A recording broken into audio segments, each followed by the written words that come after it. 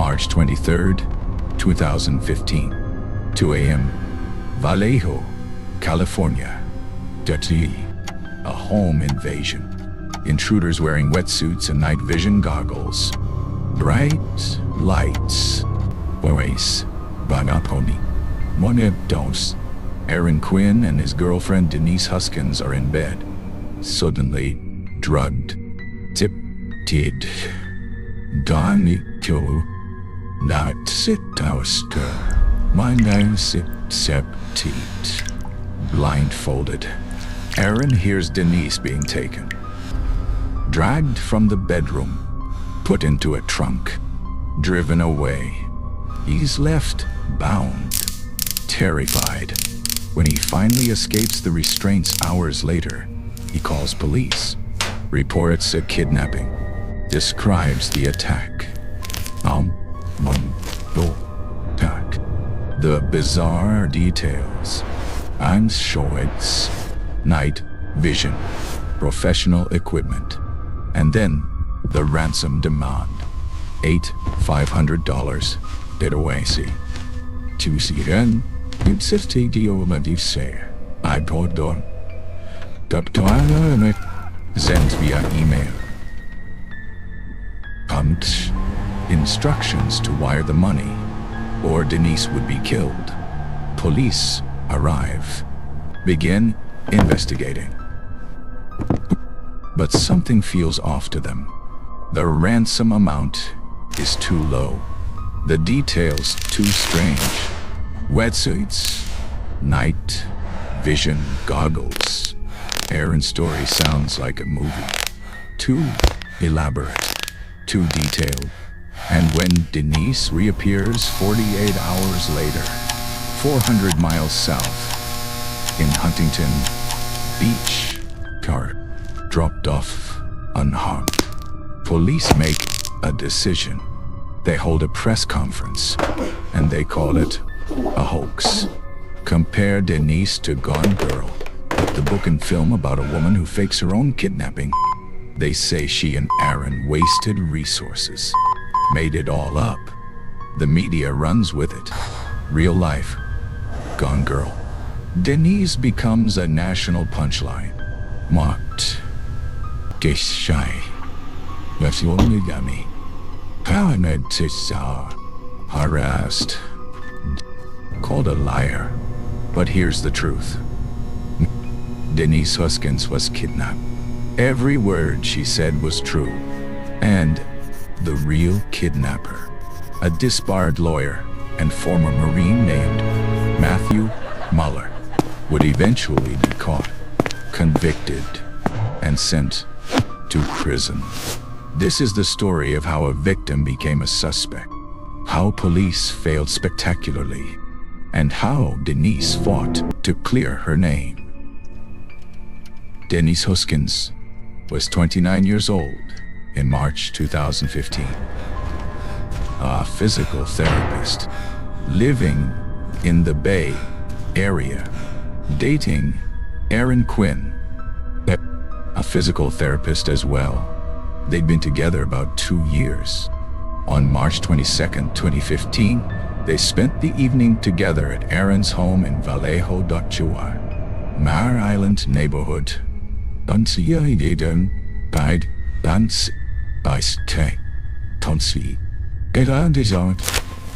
neighborhood, a quiet residential area. They went to bed. Around 2 a.m., their nightmare began. Bright lights flooded the bedroom. Denise woke to find figures standing over them, wearing black wetsuits, swim goggles, night vision equipment. Or voices spoke through a speaker system. Robotic, fake, altered. The intruders drugged them, forced them to drink a sedative, bound their hands with zip ties, placed blackout goggles over their eyes. The kidnappers told them this was a robbery, said they were targeting the house for valuables, but their actions suggested something more planned, more sinister. They separated Denise and Aaron, put Denise in a closet, interrogated Aaron, asked about bank accounts, passwords, money. Nice. Boss. Aaron tried to cooperate, told them everything, the whole time, terrified for Denise, not knowing where she was, if she was safe. Hours passed. Then the kidnappers told Aaron they were taking Denise as collateral until he paid a ransom, $500. Specific amount.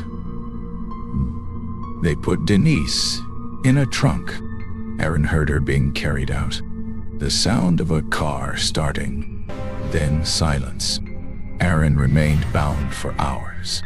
Finally freed himself around 9 a.m. Immediately called 911, reported the kidnapping, described everything: the wetsuits, the goggles, the drugging, the ransom demand.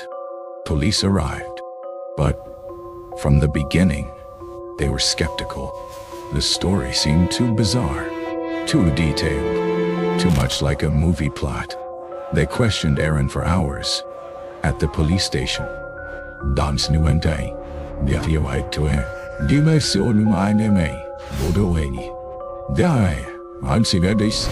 his attorney later said they treated him like a suspect, not a victim. They didn't believe him, thought he killed Denise, hid her body, made up this elaborate story. Meanwhile, Denise was actually being held captive in a location she couldn't identify, blindfolded the entire time, terrified she would be killed. Denise later described her ordeal. She was held in what seemed like a small room, possibly a storage unit or shed. The kidnapper kept her blindfolded, drugged periodically. He sexually assaulted her multiple times over 48 hours, recorded the assaults on a camera, told her this was proof of life, evidence for the ransom demand. He played mind games, told her Aaron hadn't paid, that he didn't care enough, tried to break her psychologically. Denise stayed calm, tried to survive, waited for rescue. On March 25th, 2 days after the kidnapping, the kidnapper drove her to Huntington Beach, Southern California, dropped her off near her family's home, told her to wait. Then he left. Denise was free. But her nightmare was just beginning. When Denise was released, she immediately called her family, then called police. She was safe, alive,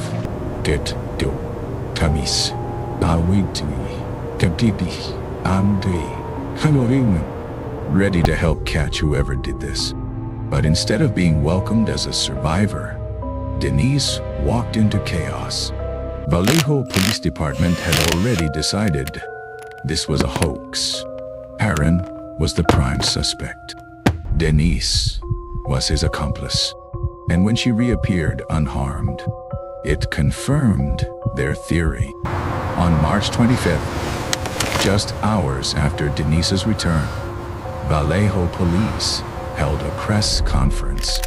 Lieutenant Kenny Park spoke. He said the kidnapping was a wild goose chase. He said it was a hoax. He compared it to Gone Girl, the movie that had just come out about a woman faking her kidnapping. The media exploded. Real life Gone Girl. Headlines everywhere. Cable news ran the story constantly. Pundits debated. Was it a publicity stunt? A desperate attempt for attention? Why would someone fake a kidnapping? The speculation was endless and cruel. Denise and Aaron became national targets.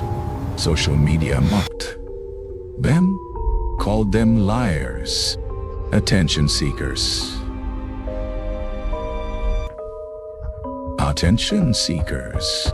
People dug into their personal lives, past relationships, financial records. D. Looking for motive. For proof of deception. Denise's family was horrified. They knew she was telling the truth, but no one would listen. The police had spoken. Case closed. Hoax didn't. But there were problems with the hoax theory. Big problems. The physical evidence didn't support it. There were signs of forced entry at Aaron's home. CTs found at the scene. Chemical residue, consistent with sedatives. And the ransom emails. Sent from an IP address, traced to a specific location. Not to Aaron or Denise. Why would they send themselves ransom demands? The FBI got involved. Looked at the evidence.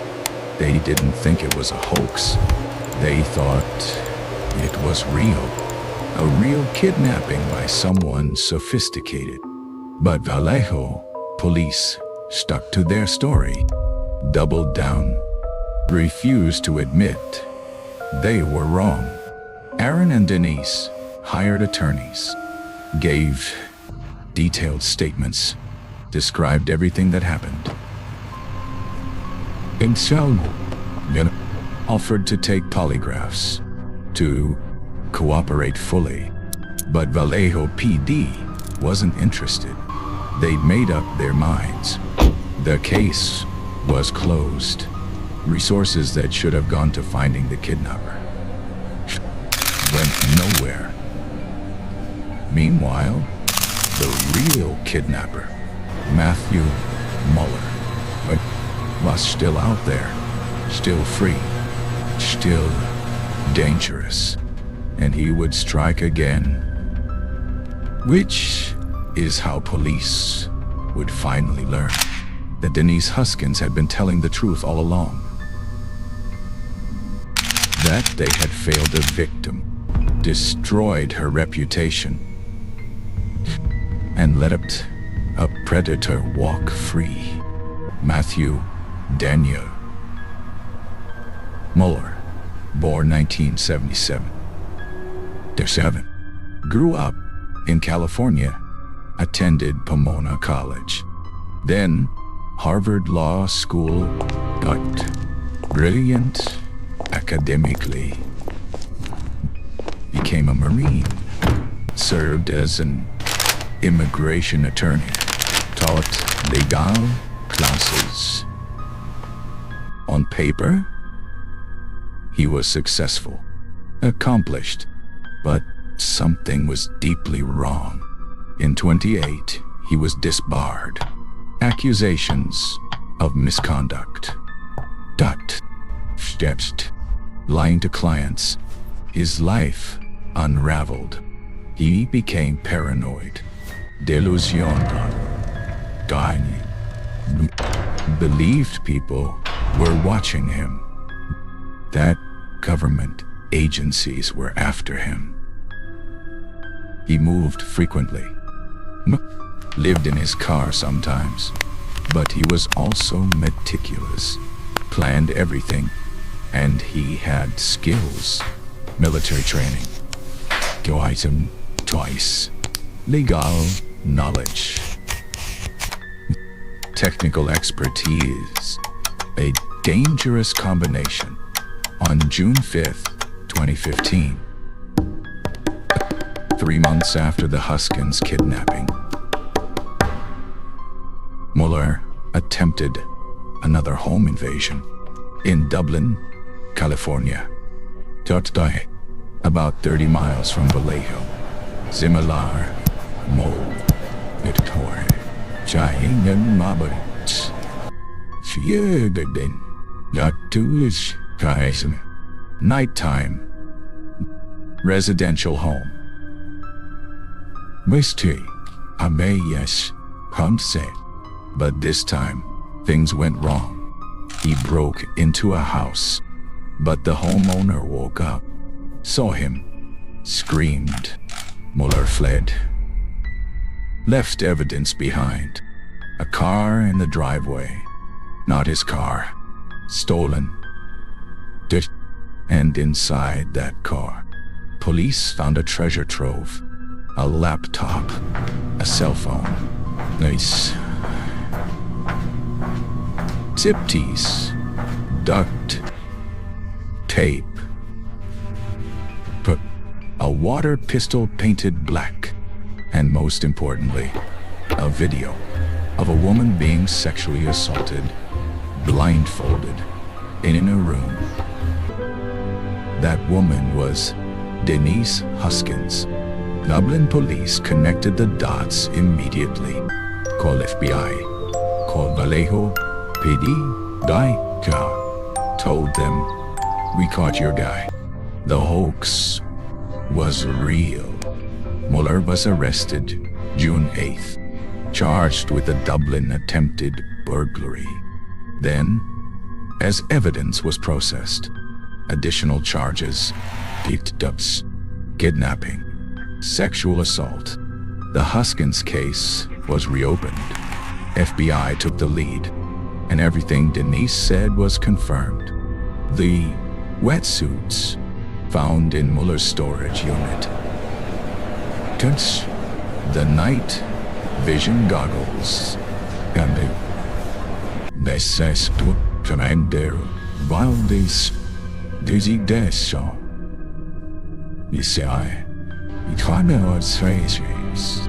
The drugging.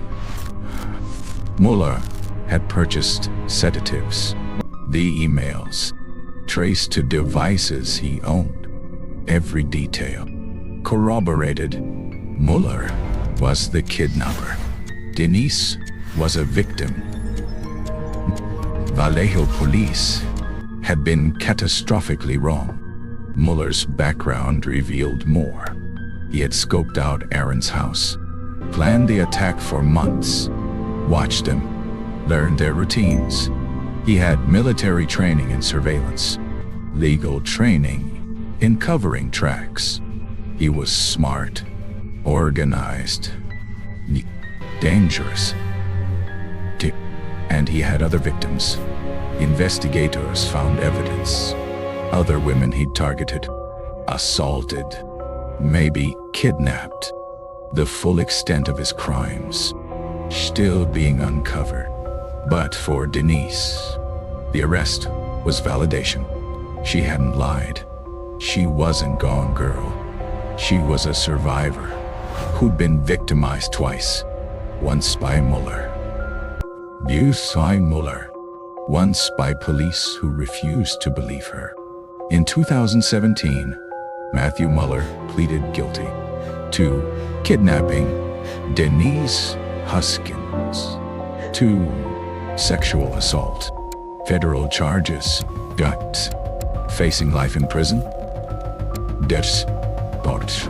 At sentencing, Denise spoke, gave a victim impact statement, described what he did to her. The terror, the assault, the trauma, and then what police did to her, how they called her a liar, made her a national punchline, destroyed her reputation while letting him go free. Mueller was sentenced to 40 years in federal prison. He'll die behind bars. But for Denise, the sentence was just one step. She still had to fight, to clear her name, to hold police accountable, to rebuild her life. After Mueller's conviction, Denise and Aaron sued the city of Vallejo. Civil rights violation. Defamation.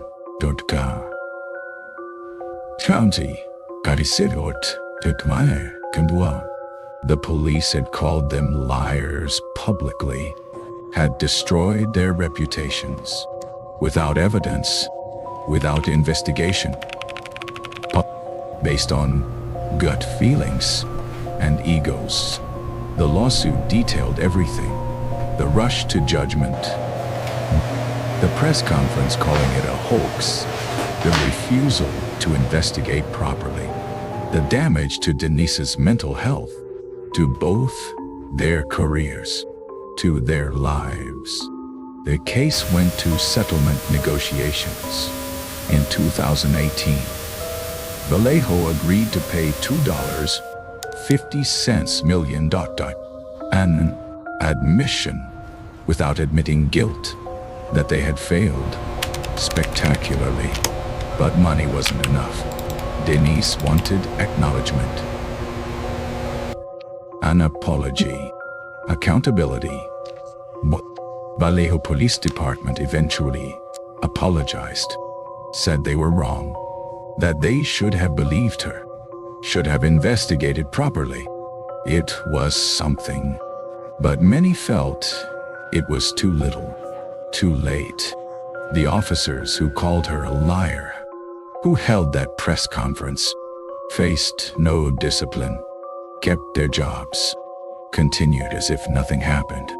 The system that failed Denise remained largely unchanged, and that's the tragedy. Beyond this individual case, how many other victims are not believed, are blamed, because their stories seem unusual, don't fit expectations? How many predators go free because police decide it's easier to blame the victim? Why? Denise and Aaron stayed together, got married, had children, built a life, despite everything, despite the trauma, the public humiliation, the betrayal by institutions meant to protect them. They showed incredible resilience. Denise became an advocate for victims, for changing how police handle sexual assault cases. She wrote a book with Aaron, Victim F. From Crime Victims to Suspects to Survivors, published in 2021, detailing their ordeal, the kidnapping, the accusations, the fight for justice, and the healing. Their story became a documentary, American Nightmare. What's he? Released on Netflix.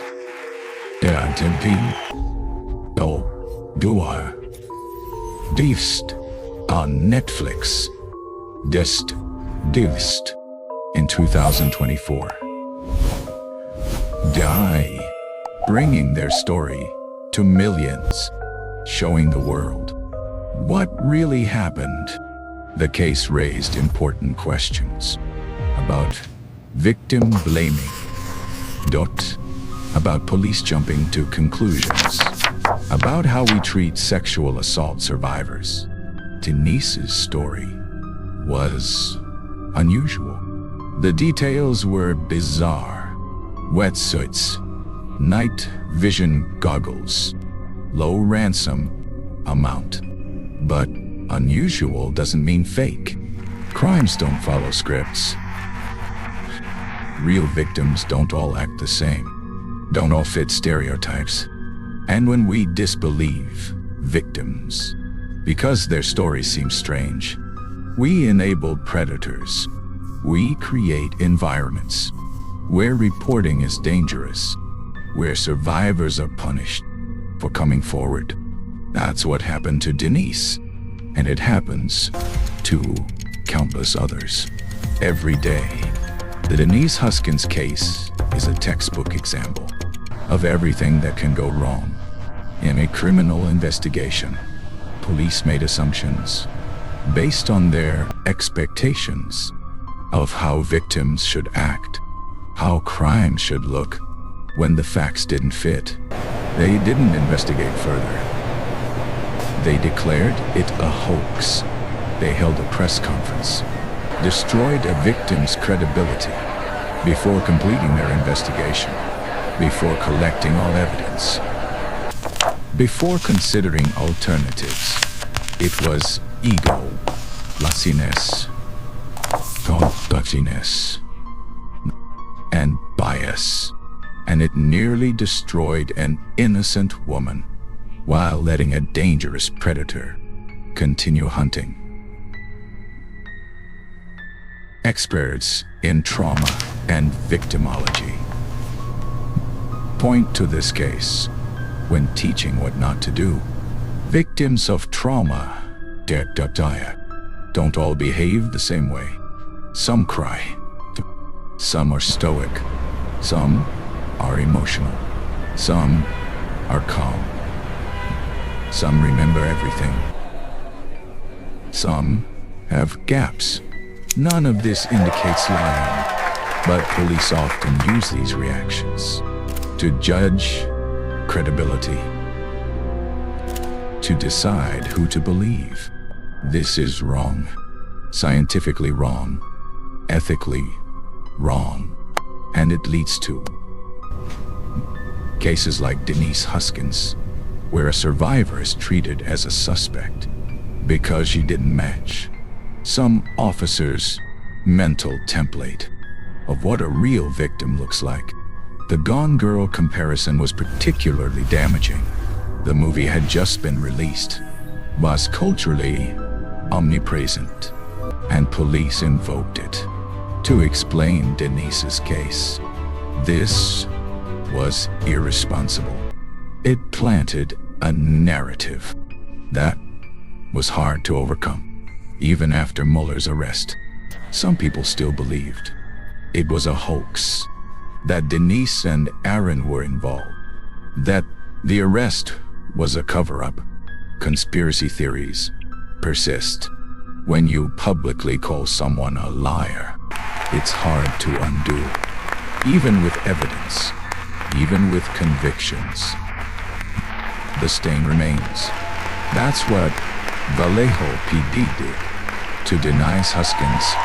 To see Tobasan's kind of your fair. It says, could it say you? That's what's Huskins himself. And they should never be allowed to forget it. Reform is needed in how police handle unusual cases, in how they treat victims, in how they interact with media. Several specific changes could prevent future Denise Huskins cases. First, don't hold press conferences calling cases hoaxes before investigations are complete. Second, bring in outside experts for unusual crimes. Don't rely only on local department instincts. Third, treat victims with respect. Even if their stories seem strange, even if you're skeptical. Fourth, focus on evidence, not narratives, not good feelings, not matching crimes to movies. Fifth, accountability. Officers who fail victims should face consequences. Not just apologies, real consequences. Denise's advocacy work has made a difference. She's spoken at conferences, law enforcement trainings, universities, sharing her story, teaching about victim treatment. Or Tomiko why don't start to see a victim treatment, about the importance of believing survivors, about how trauma affects behavior. Darcy, and memory and credibility. She's influenced policy changes in some jurisdictions. Better victim services, better training for officers. It's not enough. It's never enough until it's universal, until every victim is believed, until every case is investigated properly. But it's progress, born from her pain, from her refusal to stay silent, to accept what happened to her. The legacy of this case should be a warning to law enforcement everywhere. You can be wrong, spectacularly wrong. And when you are, people suffer. Predators go free. Justice fails. The Vallejo Police Department was wrong about Denise Huskins. They called her a liar. On national television, they compared her to a fictional character who faked a crime, while she was actually a victim of kidnapping and sexual assault by a dangerous predator who they should have been hunting instead of persecuting her. This failure should haunt them, should drive reform. Should never, ever happen again. Today, Denise Huskins Quinn, Bennett's one toy girl, lives with her husband, Aaron.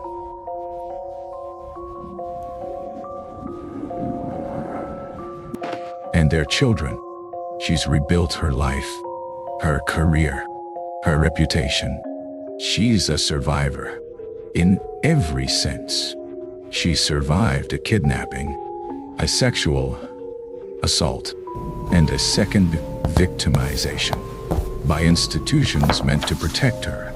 She survived public humiliation, media mockery, being called the real-life Gone Girl.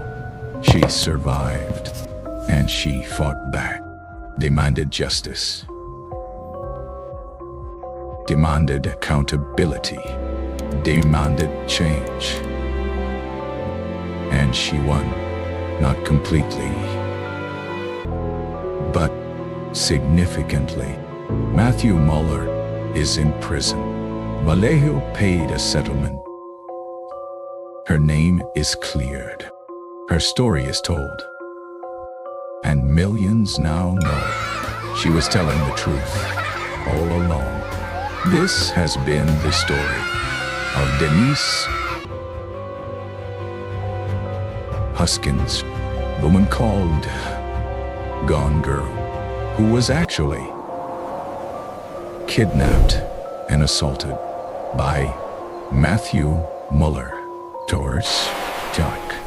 a disbarred lawyer and former Marine who planned and executed a sophisticated kidnapping only to see his victim blamed for it by police who rushed to judgment. The story of a woman who lost her freedom, her safety, her reputation, and then fought to get them all back. The story of police failure, media complicity, complicity, and eventual justice. Delayed but delivered. This is why we believe victims, why we investigate thoroughly, why we don't compare real crimes to movies, why we hold institutions accountable when they fail. Denise Huskins was telling the truth. Matthew Mueller, first Matthew, is in prison. And Vallejo Police Department should never forget the day they called a kidnapping victim a liar and were proven catastrophically wrong.